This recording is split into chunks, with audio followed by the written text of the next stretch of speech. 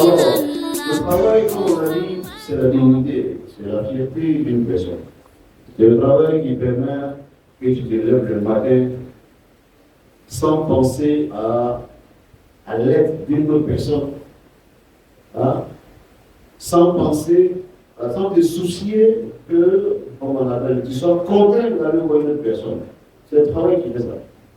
C'est tu sais que je m'en vais faire quelque chose pour obtenir quelque chose qui me permet d'être libre dans ce que je fais. Donc on pourra dire que le travail accorde la liberté. Si tu ne travailles pas, tu n'es pas libre. Tu es soumis à l'humiliation même, probablement.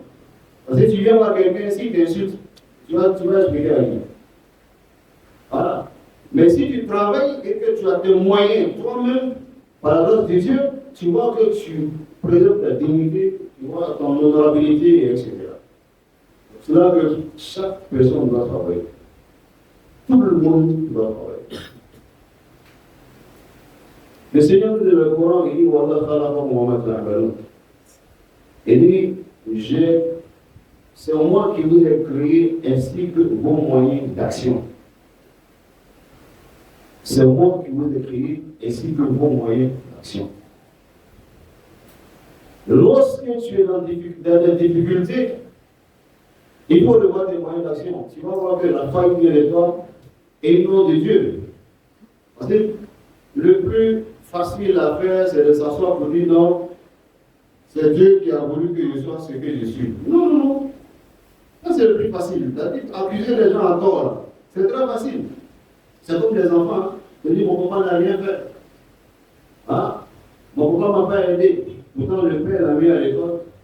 Ce qu'on lui demandait, c'est de faire des efforts pour étudier, pour qu'il valide et qu'on paye l'année suivante. Lui, sa fainéantise, là, il ne voit pas ça. Hein?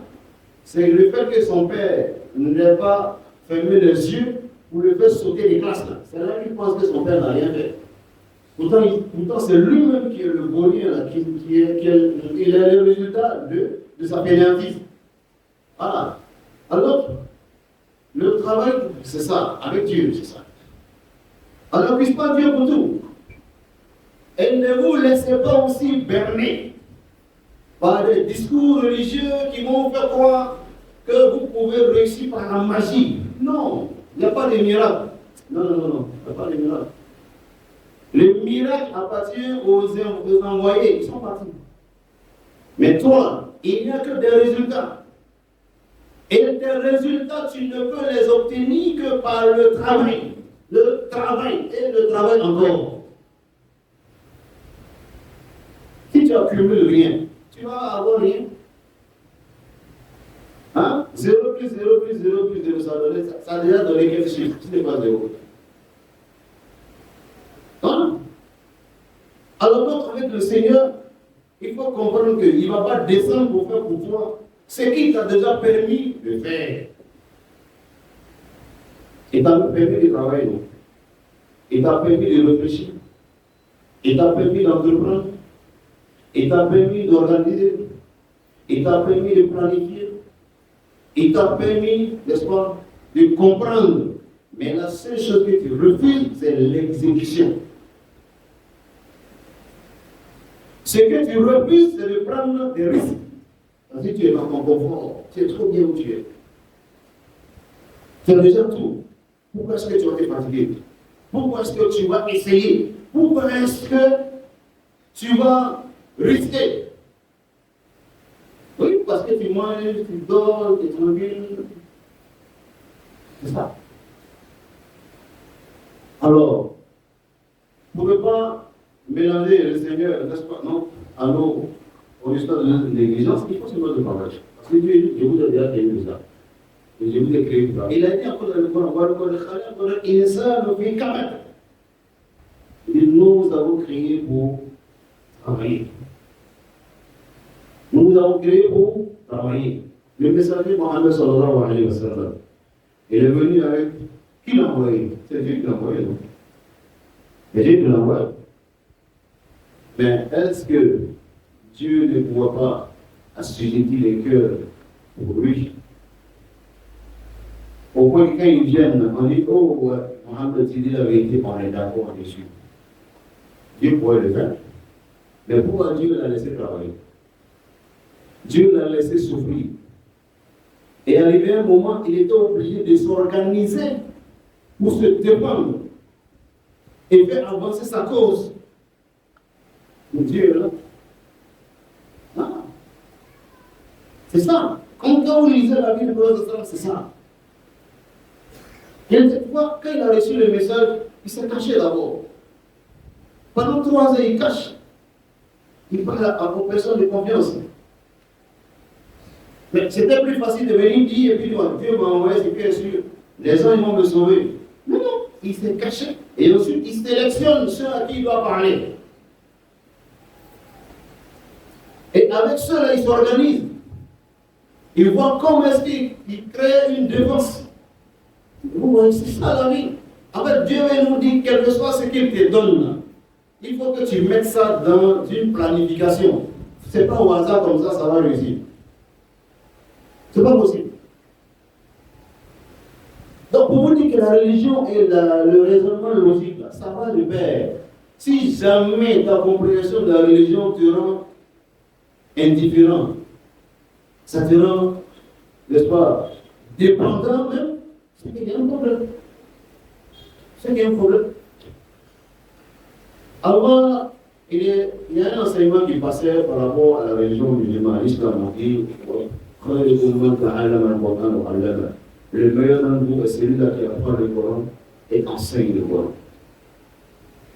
Et si cette base-là, tout le monde cherchait à mettre ses enfants à l'école coranique. Voilà.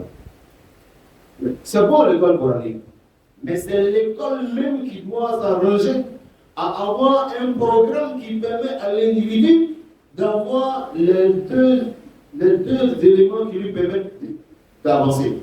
Il a la spiritualité, il connaît le Coran, et puis il a ce qu'il faut pour se défendre dans la société. Ça maintenant c'est le programme académique. Parce que c'est ça.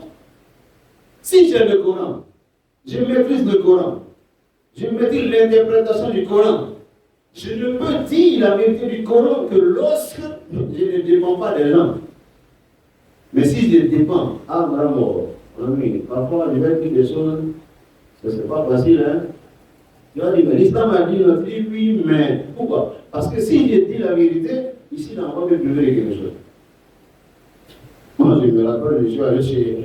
Il y a quelqu'un qui me faisait quand même, quand j'étais à la Vératoire, il me faisait quelques dons. Une fois, je suis allé chez lui, tout, etc.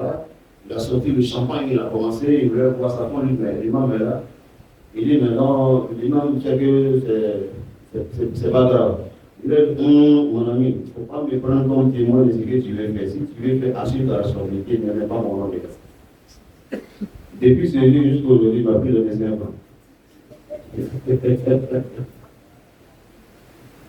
Hein?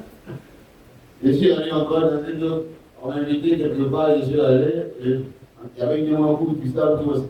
Et puis, il y avait quelques amis non musulmans qui étaient là. Et la femme me demande, elle dit, mais est-ce que quand les amis qui viennent, qui ne sont pas musulmans, qui viennent de loin, on peut vraiment leur donner ce qu'ils ont l'habitude de boire, tout, et madame pardon. Pas tout de mieux. Quand il est parti là, c'est que tu es au monde. C'est pas moi, vous allez pas ici pour Dieu. Son mari lui dit, je t'avais dit, tu vas lui dire, il va nous parler donc. Je veux dire, c'est pas parce que je suis fort. Non. Voilà. Mais c'est parce que par la grâce de Dieu, j'ai le minimum quand même qu'il faut. Bon, même s'il ne me donne pas, juste après, il m'a plus donner quelque chose aussi. Mais je vis avec ma famille. Voilà. Ça ne veut pas dire que je ne sollicite pas. Mais ce n'est pas pour vraiment, je veux dire, pour nourrir ma famille. Voilà, je dis. Voilà. Parce que tout le monde, quand même, n'est pas. On sollicite quelque part. Voilà. Alors, donc, pour vous dire que même si vous mettez l'enfant à l'école coranique et qu'il maîtrise le Coran, il n'a aucune garantie de rentrer au paradis s'il ne dit pas la vérité. Et c'est ce que l'imam Ali a dit. Il dit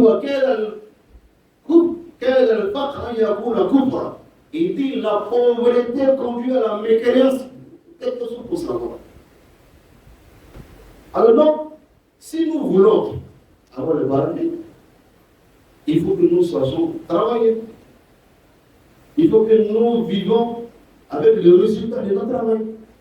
À tout d'abord, compter sur ton travail pour avancer.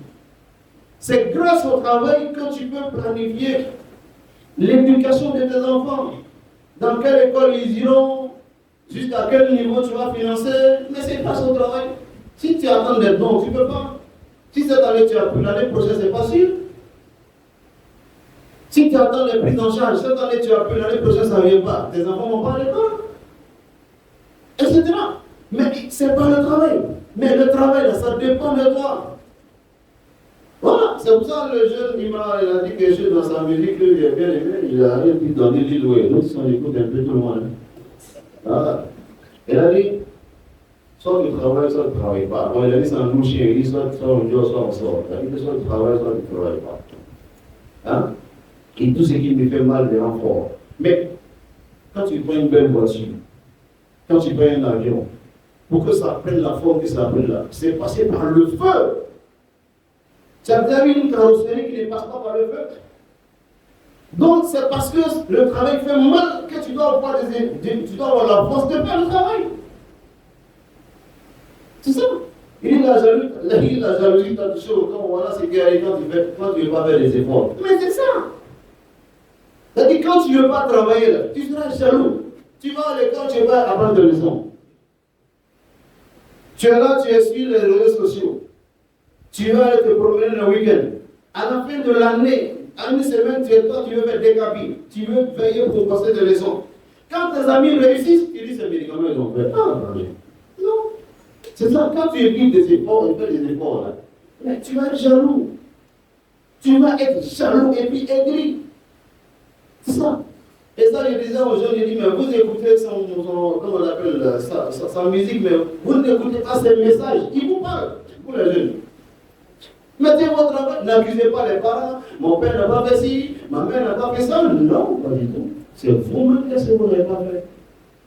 Qu'est-ce que vous n'avez pas fait? Voilà. Si vous avez fait ce qu'il allait de faire, vous allez réussir. Vous n'allez pas avoir besoin d'appeler votre père. Pas du tout. Alors donc, le travail, là, comme Dieu nous a dit, il dit, je vous ai créé ainsi que vos moyens d'action. Si vous voulez être puissant, vous devez travailler. Et vous devez savoir orienter le travail. Il y a un événement qui a été supprimé. Il s'agit de Figaro. Figaro, les gens entendent le nom Figaro, mais ils ne savent pas ce que c'est. Ça a été une très belle initiative, comme on appelle, que Doucouré, Moustapha Ibrahim Nabo initié avec le mouvement. Mais cela, c'était après que vous avez fait un programme sur les activités professionnelles. Je me rappelle trop bien.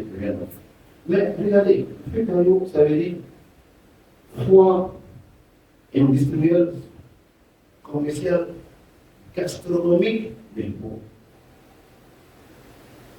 Lorsque la première édition a commencé, les élèves des écoles d'enseignement technique venaient exposer leurs œuvres, ce qu'ils avaient fait. On trouvait des petites machines, des petits. La robotique, là, ça a commencé en ce moment. Ça, je vous parle de 87. 87. Ça a commencé. Donc chaque année, etc. Mais lorsqu'on arrive en 90, ils ont transformé ce Figaro en quoi? Foire de danse, de vente de fruiterie, et puis de gastronomie. Donc du coup, la jeunesse a commencé à devenir danseuse. Tout le monde danse. Mais depuis quand un peuple qui veut aller de loin, qui veut aller loin, doit prendre le jeu, n'est-ce pas, comme élément principal. C'est pas possible. On s'amuse quand on a fini de travailler. Quand on est fatigué, on veut décompresser, on s'amuse. Mais quand toi tu dois t'amuser, quand il faut travailler, c'est pour avoir quel résultat? Il n'y a pas de résultat. Vous voyez? Donc il y a des programmes pour ça qu'il faut qu'on réveille. Là, on vient de faire le salon international du livre. Combien de personnes ont dit à nos enfants, à ces enfants, il faut aller au salon international du livre? Non, ils n'ont pas. Il y a peu de personnes. Mais Dieu même là, pour nous permettre, pour permettre au messager d'aller loin, il a dit, ah, lis, il faut commencer à lire. Mais lorsque tu fais la lecture, tu découvres tes imperfections, tes insuffisances. Et en ce moment-là, tu vois comment est-ce que tu vas combler ces lacunes et te réaliser. Mais si les enfants ne lisent pas, avant les parents avaient une rigueur. On te donne un livre par semaine. Quand tu as fini de lire ça le samedi, vendredi, tu lui expliquer. Une fois que tu as fini d'expliquer, tu as droit au samedi pour aller t'amuser. Et puis le dimanche, tu réponds à la révision de tes cours. Mais chers parents, il faut remettre ça sur la table. Il faut remettre ça sur la table. Parce que le goût de la lecture, c'est ça qui permet à l'enfant d'avancer. Si au début, on va inventer comme si on ne lit pas. Un peuple ignorant ne peut rien faire de lui, mais il va tout acheter. Regardez les pays du Golfe. Les pays du Golfe, c'est des peuples ignorants. Ils ont l'argent, ils ont le pétrole, leurs pays sont jolis, mais ils n'ont pas l'expertise pour exploiter leur pétrole. Si les Américains disent on n'exploite plus, c'est fini, ils ne peuvent plus rien faire. C'est pas. Donc il y a des pays là, c'est eux-mêmes qui exploitent leur pétrole. Et puis ils sont tranquilles. Ils exploitent et puis ils vendent. Si tu n'es pas là, c'est ton problème. Si l'expertise est comme on appelle étrangère, n'est pas là, ils continuent à travailler. Mais c'est ça, chers parents. Mais avant que ça ne soit une affaire de l'État, il faut qu'individuellement, chacun fasse du travail de son enfant une affaire personnelle. Chacun doit faire du travail de son enfant individuellement une affaire personnelle. Quand on met l'enfant à l'école, ce sont des grandes théories. À l'école, on ne parle pas de professionnels, on parle de profession, on ne parle pas de travail là-bas. On parle de validation des unités de valeur ou bien de la matière. Il faut valider. Vous passez dans le classe supérieur. Arrivé, il a le bac, il est content. Il va à l'université, il choisit une filière. Même là encore, il va dans une filière parce qu'on l'a orienté. C'est-à-dire l'État a regardé le nombre de points qui vaut, n'est-ce pas, telle orientation, et puis on l'a orienté. Mais nous-mêmes, en tant que parents, il faut que nous ayons des journées académiques avec eux. C'est-à-dire, dans l'année, là, tu le prends une fois ou bien tu le prends une fois, vous allez à la compte. C'est ton gestionnaire, vous causez. Après, tu vas chez un ami qui fait quelque chose d'autre. Ou bien si tu regardes différentes activités qui sont là, tu prends un rendez-vous avec les chefs de service, vous allez là-bas. Juste pour que les enfants fassent un pèlerinage professionnel. Et quand ils viennent, ils se font une idée. Parce que pour réaliser quelque chose à l'avenir, il faut commencer à rêver. Mais tu ne peux pas rêver de quelque chose que tu ne connais pas. Tu ne peux pas rêver de quelque chose que tu ne connais pas. L'enfant ne peut pas avoir une vision qu'il ne maîtrise pas. C'est pour cela que l'enfant, quand il n'a rien à faire, il a sur les jeux vidéo, il s'amuse. Quand il est étudier, il va étudier. Quand il finit, il vient sur les jeux vidéo, ou bien ça va se promener. Parce qu'il ne sait pas ce qu'il va faire à l'avenir. Il ne sait pas. Pourtant, s'il savait ce qu'il allait faire à l'avenir, il allait organiser son programme. De temps en temps, il va faire des recherches dans ce qu'il veut faire pour qu'il puisse déjà être prêt pour entamer ça lorsqu'il sera le soir sur cette voie. Donc, c'est vrai, on met les enfants à l'école, mais il faut aussi les aider dans leur choix professionnel. Parce que moi, je vous dis, il y a des enfants qui, après le master, c'est bien,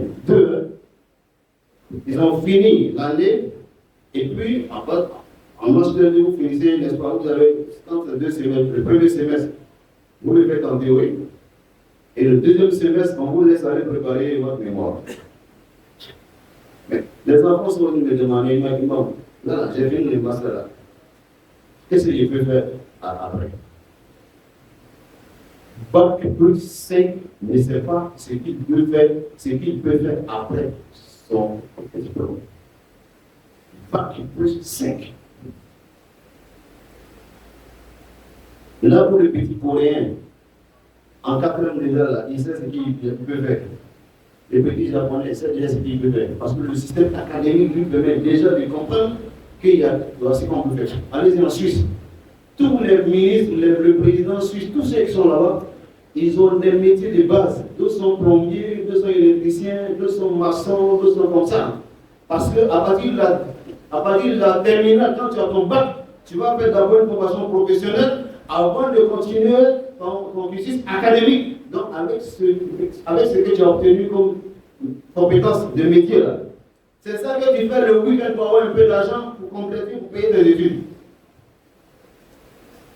Mais ici, là, vous voyez, on est que dans la théorie. Mais nous, en tant que parents, essayons peut-être de repenser la chose. Et ça va nous aider et ça va aider les enfants. Parce que même si nous accumulons de l'argent, nous construisons, nous avons des projets que nous avons bien élaborés, construits. Si nous laissons après nous les enfants qui ne savent rien faire, ils vont passer à la jouissance. Ils vont vendre tout. Allez-y à Kokodidanga. Kokodidanga, si vous voyez ces grandes villas qui étaient construites pour les hauts cadres de ce pays, tout appartient à des étrangers aujourd'hui. Parce que les enfants étant à Paris, en France, on ne faisait que leur envoyer de l'argent pour jouir, pour vivre. Quand ils ont fini, les parents sont décédés, ils sont revenus, ils ne savent pas quoi faire. Donc, comme ils sont habitués à aller en week-end, en boîte avec 5 millions pour aller claquer pour venir, qu'est-ce qu'ils ont fait? Ils ont vendu les maisons à 30 millions, les maisons aujourd'hui qui valent 900 millions, 1 milliard, ils ont vendu à 30, 50 millions pour aller s'amuser. C'est pour ça qu'un sage a toujours dit, il dit la meilleure manière de préparer sa retraite, c'est d'avoir des enfants bien éduqués. Quand on parle d'éducation, ça touche à ce niveau-là. L'éducation morale est bien faite. C'est de saluer et respecter les gens. L'éducation professionnelle est bien faite. Parce que, comme on appelle, en milieu professionnel, on ne vient pas pour évaluer ta morale. On vient pour évaluer ta perfection. Ce que tu sais faire, ce que tu sais apporter à l'entreprise. Donc l'éducation professionnelle, c'est bien fait. L'éducation religieuse, c'est l'éducation morale. Voilà. L'éducation civique, comme respecter les institutions de l'État. Tout ça ensemble, l'éducation. Alors donc, nous avons vraiment une chance à faire. Et nos enfants, nos jeunes aussi, ne pensez pas que tout est à la disposition, tout est à la charge de vos pères. Non, non, non, non. Vous ne pouvez pas vous voyez assis comme ça. Il y a d'autres qui ont vendu des bouteilles pour aller manger, pour aller à l'école. Parce que les parents n'avaient rien. Il y a d'autres qui étaient orientés ailleurs, le père est cultivateur, il n'a pas de moyens pour envoyer. Et puis, ils se sont débrouillés dans les petits métiers pour continuer à payer leur scolarité. Ils n'ont jamais accusé leurs parents. Donc, ne vous cachez pas derrière la drogue, ne vous cachez pas. Parce que c'est ça, vous avez l'argent pour aller prendre la drogue, mais vous n'avez pas l'argent pour vous aider à avancer. Hein? Vous avez l'argent pour poursuivre les petits filles de quartier, mais vous n'avez pas l'argent pour vous organiser pour avancer. Donc, ne mettez pas tout sur vos parents. Vous êtes responsable de votre avenir. Travaillez pour ça. اللهم صل وسلم وبارك على محمد وعلى اله وصحبه وسلم. توصل المسائيه دي كتابه ان الله يحب احدكم اذا عمل عملا يتقنه. Et Dieu aime de vous lorsque vous faites quelque chose que vous la faites très bien. اللهم صل وسلم وبارك على محمد وعلى اله وصحبه صلى الله عليه وسلم. وذاك الخير وزاكه في حياه الصالحه كان شهاده وسبحانك يا رب. رب اشفي وارحمك الرحيم صلى الله عليه وسلم وعلى اله وصحبه سبحان ربك رب العزه عما يصفون وسلام على المرسلين والحمد لله رب العالمين.